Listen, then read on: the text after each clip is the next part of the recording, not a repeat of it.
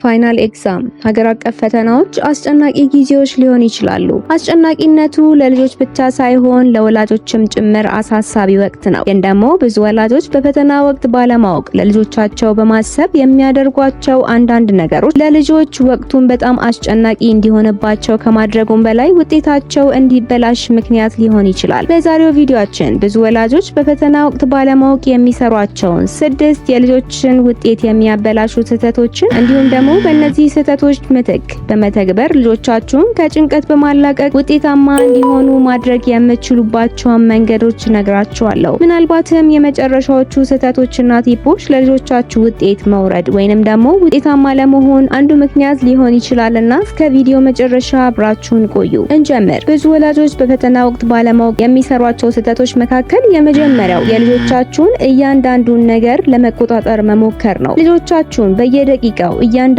እርምጃ መቆጣጠር ያስደስታችኋል? ለምሳሌ እያጠናህ ነው? እስኪ እስካሁን ድረስ ምን ያህል ገጽ አጠናህ? የመሳሰሉትን ማለት ነው። እንዳጠኑ መጠየቃችሁ ተገቢ ቢሆንም መብዛት ግን የለበትም። ሲበዛና ጥቃቅን የሆኑ ነገሮችን ለመቆጣጠር ስትሞክሩ ልጆቻችሁ ላይ ጫናን ስለሚፈጥር ጭንቀትን ስለሚያስከትልባቸው ውጤታማ እንዳይሆኑ ያደርጋቸዋል። መተማመን የኃላፊነት ስሜትን ይገነባል። አንድ ላይ በመሆን ፕሮግራም አውጡ። ከዚያም ቦታውን በኃላፊነት እንዲይዙት አድርጓቸው። አላማችሁ ፈተናውን በበላይነት መቆጣጠር ሳይሆን ልጆቻችሁን በስሜት መደገፍ ይሆን። ሁለተኛው ብዙ ወላጆች በፈተና ወቅት የሚሰሩት ስህተት ደግሞ የልጆቻቸውን ስሜት ችላ ማለት ነው። ልጆቻችሁ ደከመኝ፣ ማጥናት ሰለቸኝ፣ የፍርሃት ስሜት እየተሰማኝ ነው፣ ልቤ በኃይል ይመታል ሲሏችሁ ምን አይነት ምላሽ ነው የምትሰጧቸው? አታስብ፣ ዝም ብለህ አጥናን የምትሏቸው ከሆነ ነገሩን በጣም ስለሚያባብሰው ስህተት እየሰራችሁ ነው ማለት ነው። እንደዚህ አይነት ነገርም ሲከሰት በመጀመሪያ ለስሜታቸው እውቅና መስጠት አለባችሁ። ለምሳሌ ፍርሃት የተለመደ ነገር ነው፣ እስቲ ትንሽ ረፍት አድርግና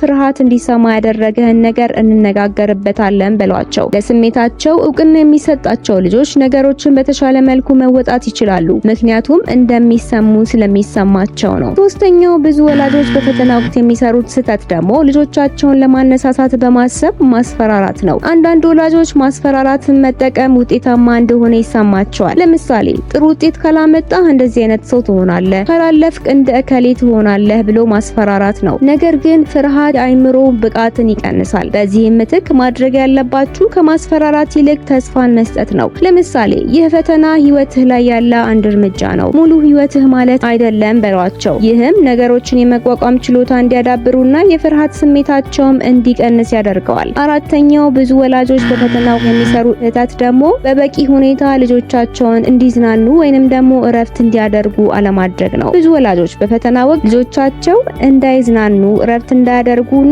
ብዙ እንዲያጠኑ ያደርጓቸዋል። ሳይንስ ግን የዚህ ተቃራኒ ነው። ልጆች ከጥናት ጋር በቂ የሆነ እረፍት በሚያደርጉበት ጊዜ ይበልጥ ውጤታማ በሆነ መንገድ ይማራሉ። እንዲሁም ደግሞ የተማሩትንና ያጠኑትንም ያስታውሳሉ። ከጥናት መሃልም አጠር ያለ ወክ ማድረግ፣ ጸሎት፣ መሳቅ፣ ሆቢ ካላቸው ደግሞ ሆቢያቸውን እንዲሰሩ ማድረግ የአእምሮ ብቃትን እንዲጨምር ያደርጋል። እናንተም በዚህ ነገሮች ልጆቻችሁን ሪቻርጅ እንዲያደርጉ አግዟቸው። አምስተኛው ብዙ ወላጆች በፈተና ወቅት የሚሰሩት ስህተት ደግሞ ልጆቻቸውን ከሌሎች ልጆች ጋር ማወዳደር ነው። እንትና እኮ ካንተ የተሻለ ውጤት ነው ያመጣው፣ አንተስ ለምንድን ነው እንደሱ አይነት ውጤት የማታመጣው? ማለት ብዙ ወላጆች ልጆቻቸውን የሚያወዳደሩበት አንዱ መንገድ ነው። ይህም ማወዳደር የልጆቻችሁን ኮንፊደንስ ወይንም ደግሞ በራስ መተማመን የሚገል ነገር ነው። ሁሉም ልጆች የራሳቸው የሆነ ልዩ ጥንካሬ፣ የሚማሩበት መንገድና የሚማሩበት ፍጥነት አላቸው። ልጆቻችሁን ከሌሎች ልጆች ጋር ከማወዳደር ይልቅ ትኩረታችሁን የልጆቻችሁ ጠንካራ ጎን ላይ አድርጉ። ፍጹም እንዲሆኑ ሳይሆን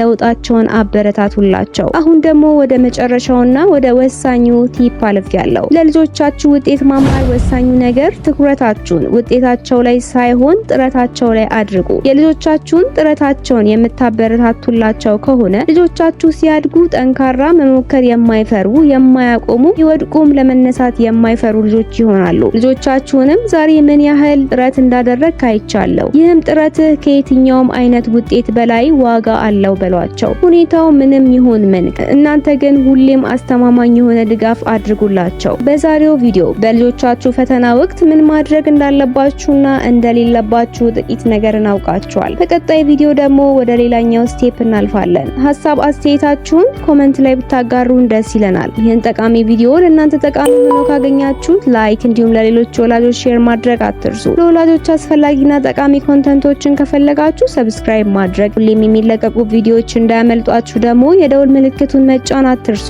አብሮነታችሁን እናመሰግናለን። በቀጣይ ጠቃሚ ቪዲዮ እስከምንገናኝ ቻው ቻው።